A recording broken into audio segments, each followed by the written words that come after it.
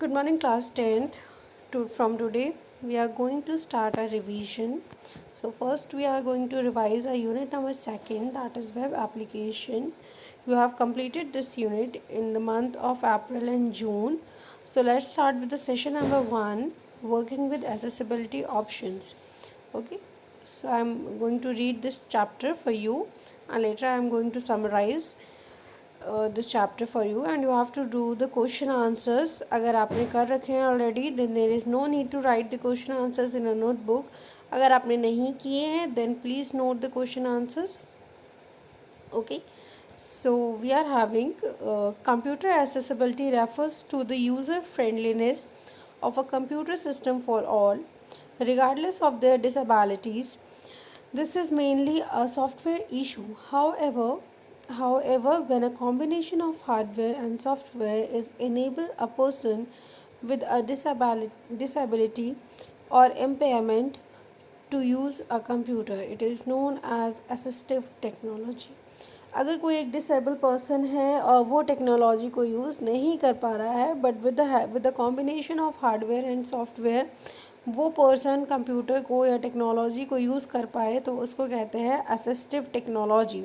So in this session we are going to learn about basic accessibility options available in our computer. So there are numerous type of impairment that impact computer usage. These include cognitive impairment and learning disability, such as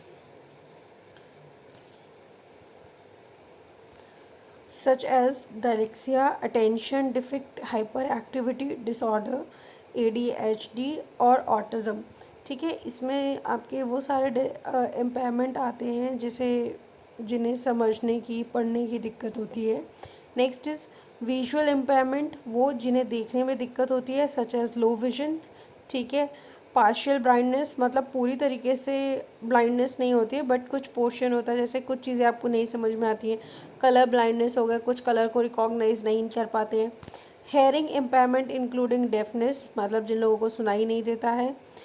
motor और dexterity impairment such as paralysis, cerebral पासले और carpal tunnel syndrome and repetitive strain injury. Windows 7 includes accessibility option and program that make it easier to see, hear and use your computer. So Windows 7 क्या करता है, बहुत सी आपको ऐसी facilities provide करता है जबकि आप देख नहीं सकते, सुन नहीं सकते, बोल नहीं सकते. स्टिल बहुत से फीचर्स ऐसे हैं विद की हेल्प से आप अपने कंप्यूटर को बहुत ईजीली यूज़ कर सकते हैं. So let's check it out how to launch the accessibility option. There are 4 options for that. First option is click on the start button. Okay, once you click on the start button, go on the control panel. In control panel there is an option click the ease of access. ठीक है, एक link होगा आपके पास ease of access link, आप उस पर click करेंगे, वहाँ से आप सीधे पहुँचेंगे ईज़ ऑफ एक्सेस सेंटर. उस लिंक पे आप क्लिक करेंगे, वहाँ आपको वेरियस ऑप्शन मिलेंगे.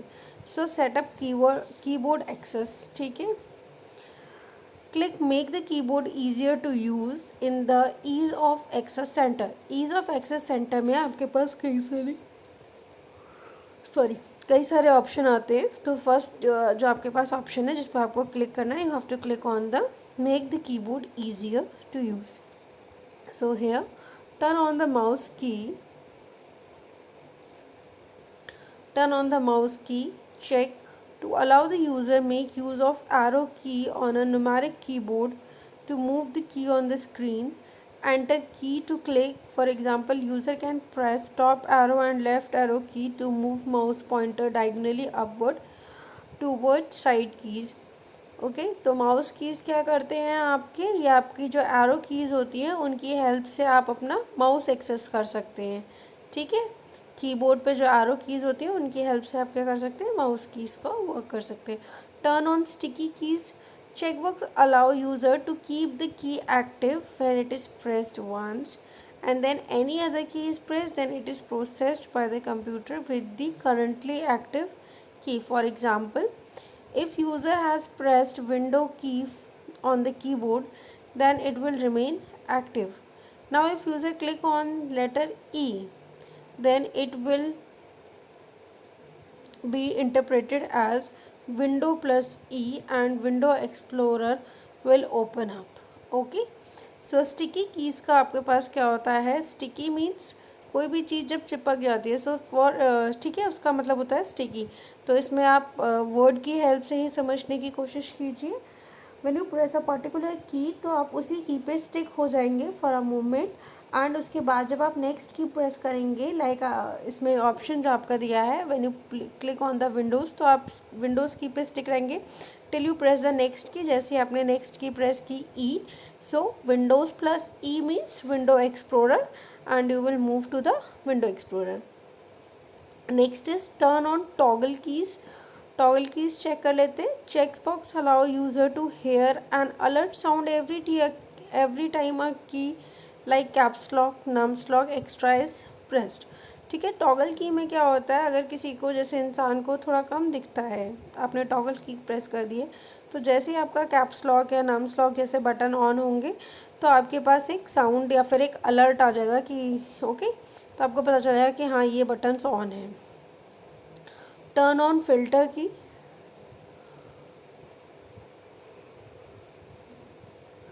checkbox when selected make keyboard ignore rapidly repeated and long pressed keys to avoid repeated typing of a same key, thereby help people who type with trembling hands। trembling hands देखना मुझे अपना। So student, here we are having the option for filter keys. We can on the filter keys. They are helpful for the people who are having the trembling hands. Trembling hands are the shaky hands जो आपके उसमें shaking hands। Next we are having text or the visual alternatives to sound। So people with hearing impairment have great use to this feature where they can see the visual feedback or cues on the screen instead of the sound। So जिन लोगों को सुनने में दिक्कत होती है तो वो क्या कर सकते हैं, वो लोग देख सकते हैं स्क्रीन पे, वहाँ पे उन्हें विजुअल फीडबैक्स मिल जाते हैं। Like click on the use text और the visual alternatives for sound in ease of access centre. पहले हमारे पास क्या था, sorry, एक मिनट रुकिएगा। First we are having make the keyboard easier in use, ठीक है। नेक्स्ट वी आर हैविंग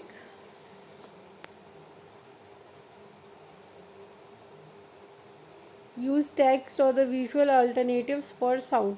ये सारे ऑप्शंस आपके किस में अवेलेबल है, ease of access centre. So और turn on the visual notification for the sound option, replace system sound with the visual warnings like flashing caption, bar of active window, flashing the active window itself and flash desktop। Select the desired visual warnings। Any sound that read the screen can be turned into text caption and appear on the screen by checking turn on the text caption by spoken dialogues। Okay तो जैसे क्या होता है, आपका कोई भी dialogue box है वो ब्लिंक करने लगेगा, आपने जो भी विंडो ओपन की है वो ब्लिंक करने लगेगी। ओके, या फिर कोई भी फ्लैशिंग कैप्शन जो है किसी भी एक्टिव विंडो का वो ब्लिंक होने लगेगा, तो आपको चीज़ें पता चल जाती हैं। अदरवाइज़ क्या होता है, अगर किसी के पास हेयरिंग इम्पेयरमेंट नहीं है, सुनने में दिक्कत नहीं है, तो उसको ईजिली समझ में आ जाता है when ever you click on a window, और अगर वो ओपन नहीं हो पाती है तो एक साउंड आ जाता है, या क्लोज़ नहीं हो पाती है तो आपके पास एक डायलॉग बॉक्स आ जाता है और उस पर एक साउंड आती है। बट विद दैट ऑल्सो कि आपके पास अगर हेयरिंग इम्पेयरमेंट जैसी प्रॉब्लम है तो क्या होगी, वो डायलॉग बॉक्स की जो कैप्शन है वो ब्लिंक करने लगेगा, तो आपको पता चल जाएगा। Next is make the computer easier to see. In ease of access center, click make the computer easier to see link. Choose a high contrast theme. Select the option to turn high contrast on off by pressing left shift and left alt and print screen key. This let visual challenged pupils see screen comparatively clear। Sorry, ठीक है, इसमें क्या होता है, जो लोग देख नहीं सकते हैं या जिनको पार्शियल ब्लाइंडनेस है या कलर ब्लाइंडनेस है, तो उनके लिए क्या हो सकता है कि जो आपकी स्क्रीन है उसका कंट्रास्ट चेंज किया जाए, उसको हाई कंट्रास्ट मोड पे लाया जाए, एंड फॉर दैट आपके पास ऑप्शन होते हैं that you can press the left shift और लेफ्ट ऑल्ट और the print screen option. By clicking this हम लोग उसका कंट्रास्ट चेंज कर लेंगे. And for the people like having partial blindness और color blindness, they can easily see that. Okay, turn on the navigator option, allow read aloud of any text. अगर आप turn on navigator option पे click करते हैं, ये feature सिर्फ mobile laptops में ही नहीं होता स्टूडेंट्स, पर आपके फ़ोन में भी होता है एसेसिबिलिटी ऑप्शंस. ठीक है, अगर आप चाहें तो आप अपने फ़ोन में चेक कर सकते हैं. सेटिंग्स में जाएंगे तो वहाँ पे एसेसिबिलिटी नाम का ऑप्शन आता है. उसमें क्या होता है, जो इंसान देख नहीं सकता है और आप उसका वो चेक कर लेंगे तो हर बार ऑडियो आएगी कि you press this key, you press this key, you move to this board. ठीक है, ऐसे ही आपके लैपटॉप्स में या डेस्कटॉप में भी होता है. अगर आप कुछ पढ़ना चाहते हैं तो system will read for you. Okay, next turn on magnifier. Magnifier option से क्या होता है, it gives you a lens mode. आप उससे चीज़ों को एनलार्ज करके देख सकते हैं. Set the thickness of the blinking cursor. जो कर्सर ब्लिंक कर रहा है हम उसकी थिकनेस को इंक्रीज़ कर सकते हैं सो दैट जिसको थोड़ी सी भी विजन की प्रॉब्लम है उसके लिए थोड़ा ईजी हो जाएगा रिकॉग्नाइज के लिए. Make the mouse easier to use. So now the fourth option you are having is make the mouse easier to use. In ease of access center, click make the mouse key easier to use link. Here you can change the color and the size of the mouse pointer. You can turn on the mouse key on numeric keyboard. ठीक है, आप mouse keys को कहाँ पे आप assign कर सकते हो, नुमेरिक कीबोर्ड्स पे. इसमें हमने पहले ही पढ़ा था. तो जो आपकी एरोस की होंगी they will work for as your mouse key. Even you can change the mouse colour cursor colour and the size of the cursor. जब आप उसके साइज़ को चेंज कर देंगे, उसके कलर को चेंज कर देंगे तो हो सकता है उसको देखने में ईजी हो. You can set option to activate any window just a bringing mouse pointer over it instead of having to click on it. Okay, next we are having 7 questions. Okay, first is enable mouse key on numeric keyboard and test them to move mouse pointer on the screen. Try opening a file using it. अगर जो कुछ चीज़ें हैं बेटा, some of the things are like आपको अपने laptops पे या डेस्कटॉप पे करनी है. अगर आपके पास लैपटॉप्स या डेस्कटॉप नहीं है then there is no need to do that questions. आपको पैनिक होने की ज़रूरत नहीं है. Just leave those question. आप क्वेश्चंस को नोट करें और छोड़ दें अपनी कॉपी में, but note it down in your notebooks for sure. और जब आपके स्कूल ओपन होंगे तब आप उसको आके वहाँ पे कर सकते हैं. अदरवाइज़ जब भी आपका लैब लेक्चर करवाऊँगी मैं तो मैं आपको ये डेस्कटॉप पे सॉल्व करके दिखा दूँगी. Okay, thank you student. With this we are going to finish with our session number 1. Tomorrow we are going to revise our session number 2, that is networking fundamentals.